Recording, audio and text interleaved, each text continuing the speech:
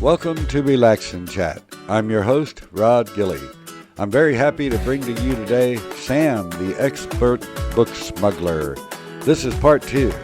She was gracious enough to come back because, I ran out of time on my Zoom program last episode. So kick back, relax, and enjoy the show. This production was made with approval of the Expert Book Smuggler Management Team. Let's have a good time. Well, here we are in part 2 of our interview, and I've got the Expert Book Smuggler. Sam, how you doing? How you doing today? I'm good. I am very happy for another weekend. I intend to do more reading outside in my backyard, so I'm really excited. Oh, yeah. Yeah, I think I saw something on Instagram where you were relaxing with a book outdoors. Yes. I was reading Azalea Crowley's Odd Blood, which is like just a cute little vampire book. I love it a lot. But yeah, it's my favorite thing to do. All summer long, you will catch me reading books outside constantly. It was a habit born from lockdowns. Oh. So, and now it's just stuck. Cute little vampire. That's an unexpected expression. Most vampires, right? Scary. Yes, it's like this cute, like, it's technically a romance, but it's also not. And it's just like really cozy, silly vampire stuff. I really, really enjoyed it. I actually just hopped on Amazon and ordered the second installment to the series because I had to know what was happening with it. And it's like really low stakes. And I know some people get really weird about books that are low stakes ever, across genres, but sometimes you just want some good vibes. And that's what that book is. It's just good vibes. I want to read some good vibes books in the sun. Yeah, that's the thing to do. Sounds great. Let's see. I guess I'll ask you just a happy little question. Let's talk about your favorite authors. So how about in the horror genre? Do you have one particular author that stands out, like you really love their books? I would say in terms of who I have read a lot of and really loved, it's kind of split between Darcy Coates and Anya Alborn. In that, I can literally read anything by Darcy Coates at any time, at the drop of a hat. Her writing really clicks for me because she is the cozy horror queen to me. Like, she manages to combine all the elements of horror with like keeping it to a point where it's not super stressful, gonna ruin your day horror, and she does haunted house like nobody's business. And I love haunted house stuff like a ton. I went through a period of time where I had really bad insomnia and didn't sleep ever and thought I was haunted. And so now I just personally find the whole thing really fascinating, especially whenever you look through the lens of somebody who might be a little bit unreliable, Oh. But yeah, Darcy Coates is one of my favorites for anything that's like kind of more low stakes horror. And then Anya Alborn, just like, have you read anything by Anya Alborn? I don't think I have. No. I have to, huh? Oh my gosh, yes. So you might have heard of Brother by Anya Alborn. That's, I think, probably her most popular book, which is very, very well deserved. I will say that. But in general, I find Anya Alborn to write some of the most gut punch endings that will just completely rip your heart out and make you want to chunk your book into the wall, walk over, pick it up, come back, and then throw it again. Like she's gonna mess you up like nobody else messes you up. And she does it every single time. And you think going into it, the next book, like, you're like, okay, I've prepared myself, right? Like, I know that she's gonna ruin me at the end. And yet somehow you're never prepared. Ever. Well, it sounds really awesome. And you would say, if you're going to read the first book, Brother is a good place to start? I would break it down for people. So if you're looking for like kind of middle of the, like, not the worst ending. No, that's a lie. I can't even say that. That ending is also terrible. I would say it would be between like The Shuddering and Brother, depending on what kind of vibes you want. Brother has kind of a hot summer read feel to it, and then The Shuddering is about snowy Colorado, set in snowy Colorado mountains. Mhm. So either one of those are just complete perfection. One just involves human monsters, Brother, and one involves actual monsters, The Shuddering. Oh, and could you say the name one more time of that author? Anya Alborn. Anya Arborn. I'll have to look her up. Mhm. I'll look for those two books too. Sounds like Oh yeah, a she's little fantastic. bit ahead of Darcy Coates with you. Is she a little You ahead? what? Sounds like Anya's a little bit Probably. ahead. Yeah, I would say because again, Darcy Coates, like I really do love her stuff. I just don't think her stuff maybe leaves as big of an impact on me.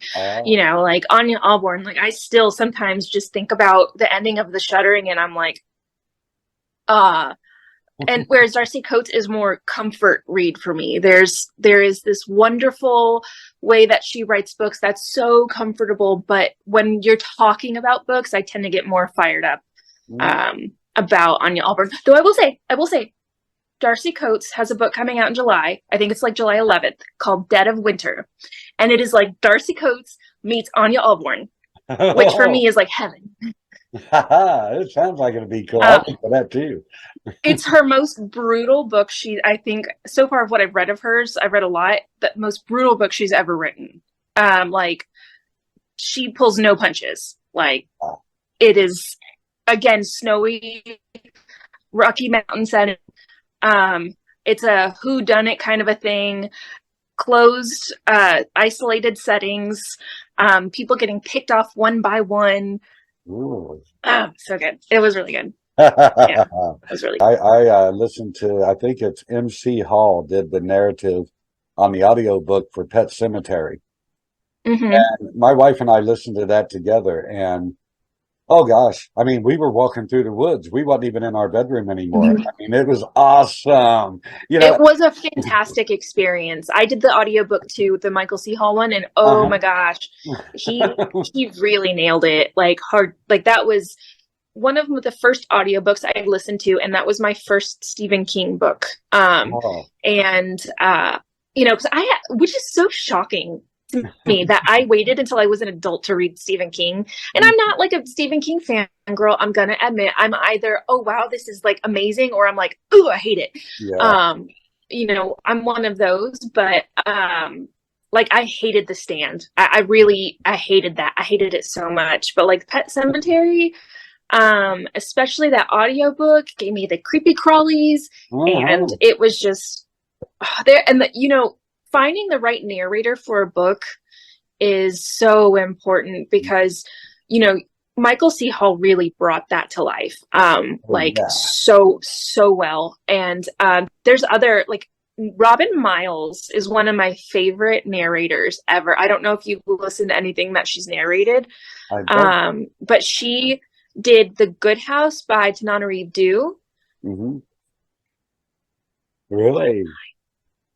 One of the longest books I have ever read, and I normally don't even like long books, but I did not care because she voice acts that stuff. Like, and the brilliance that she has when narrating Mhm.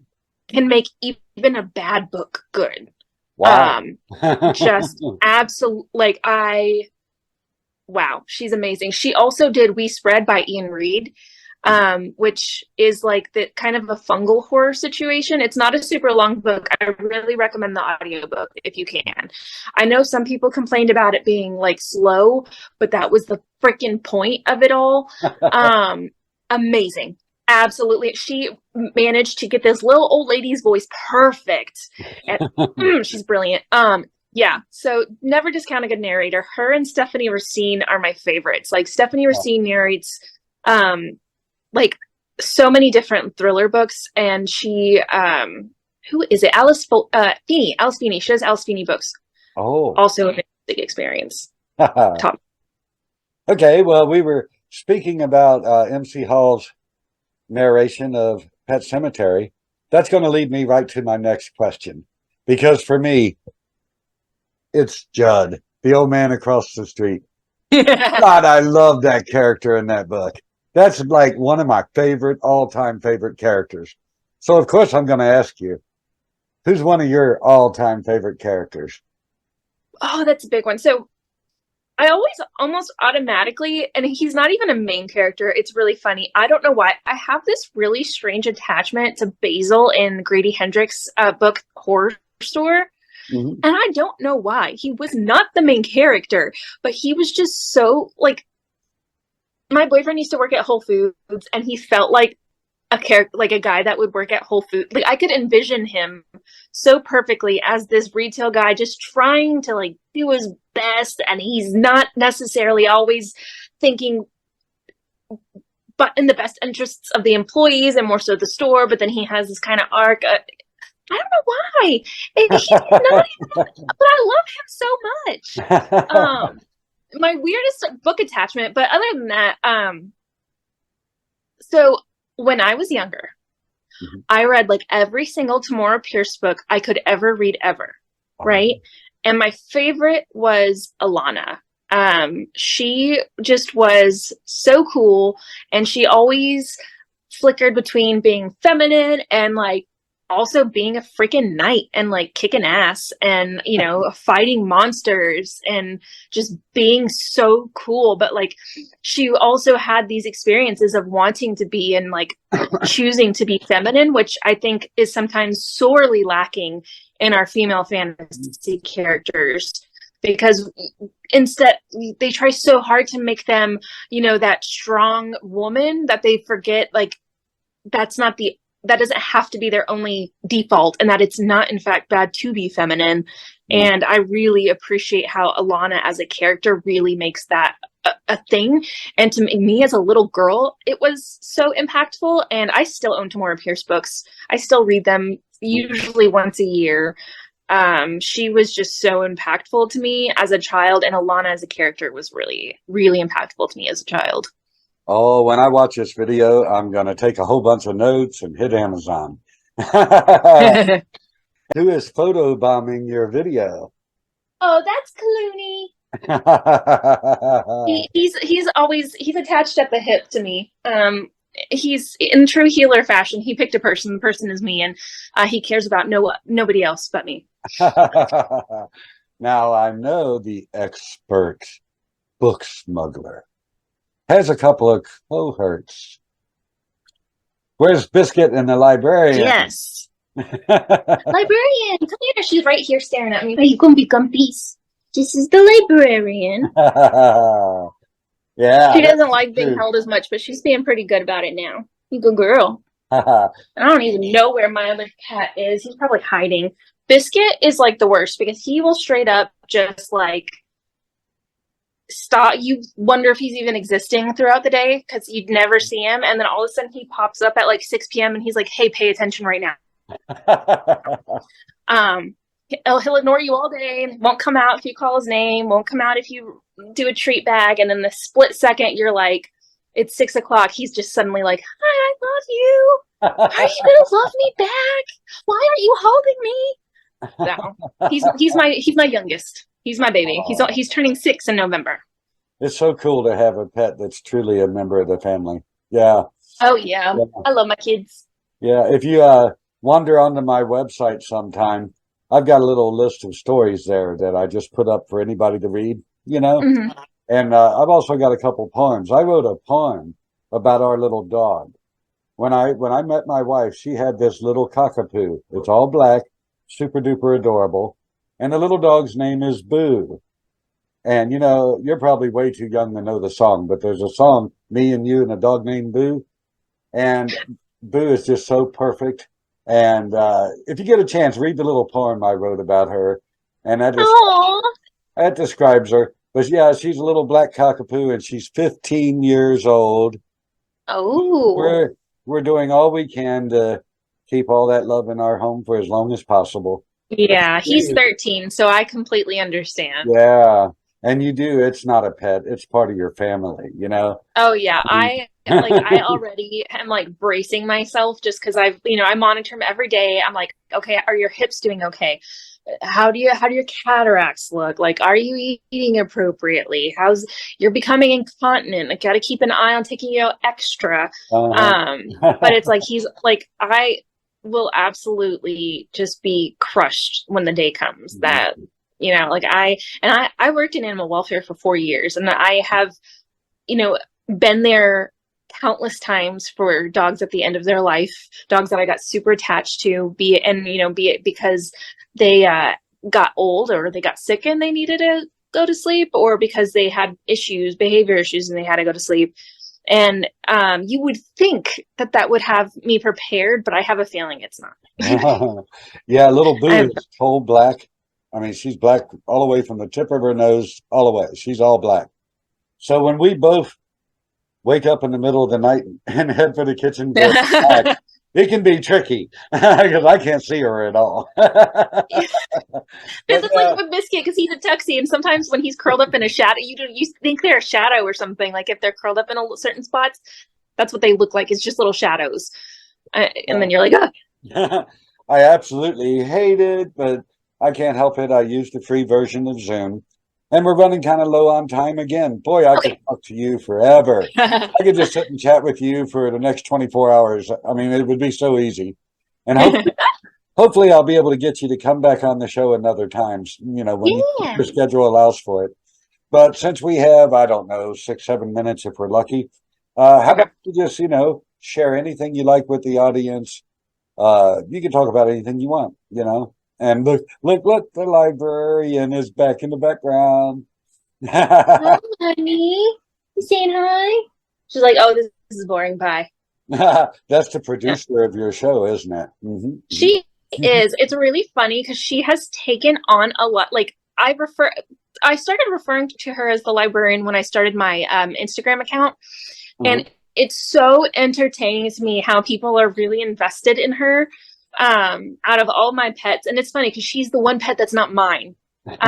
She's my daughter's, and yet it's because she loves books.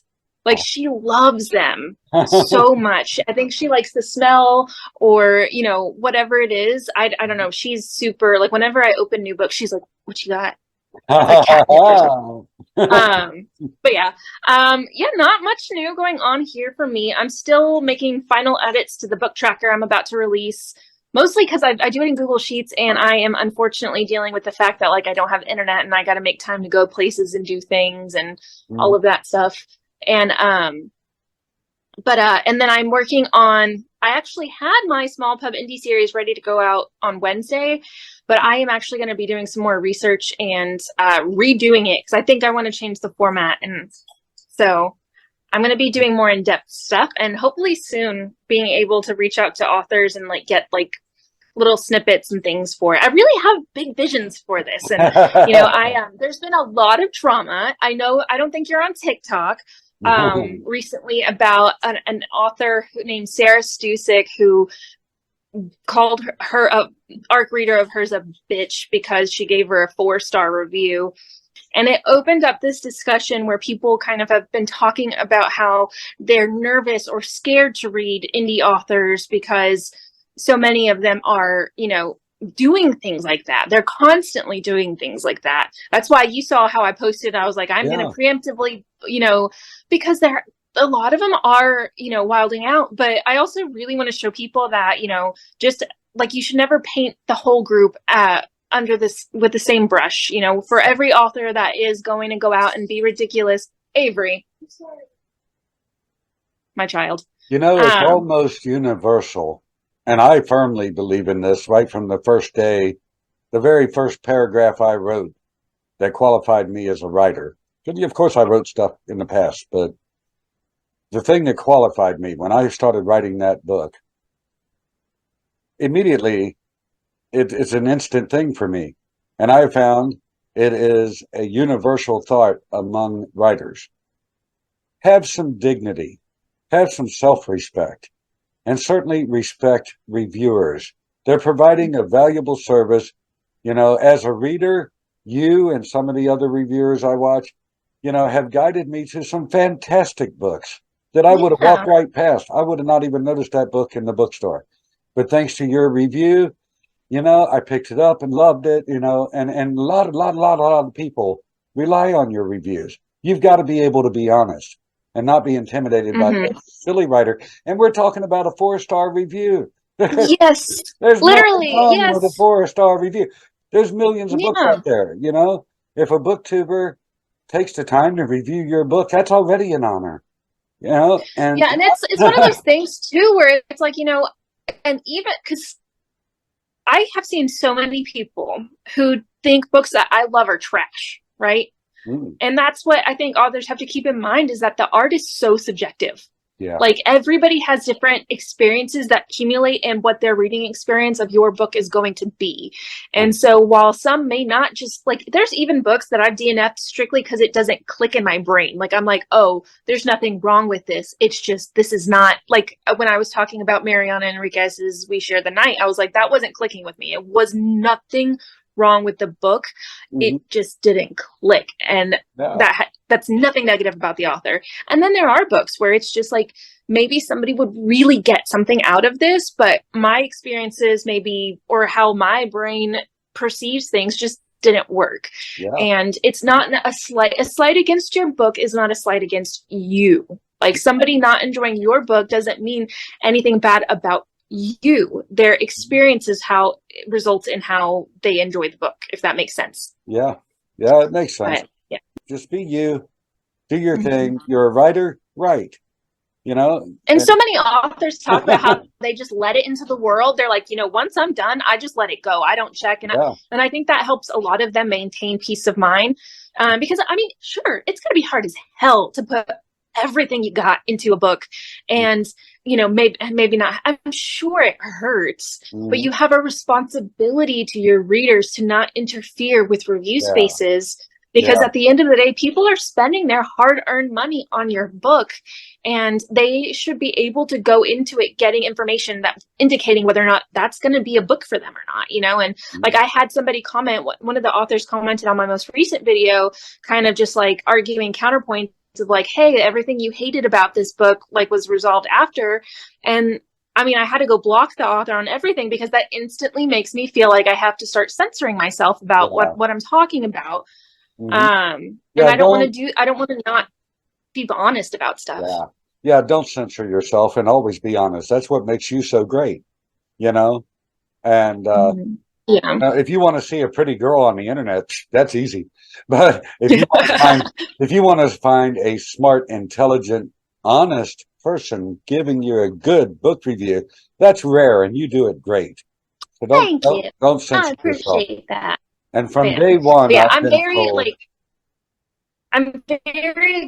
think the more people realize that like authors don't belong in reviewer spaces, the happier authors will be and the happier reviewers will be, because we do rely on one another, and we shouldn't be always having these I see them constantly, like all the time. And I'm like, we shouldn't be having these things, because we rely on each other. We're all a part of the same community, but we can't always function in the exact same sections of that community if we want to keep the integrity of it. Yeah. Basically.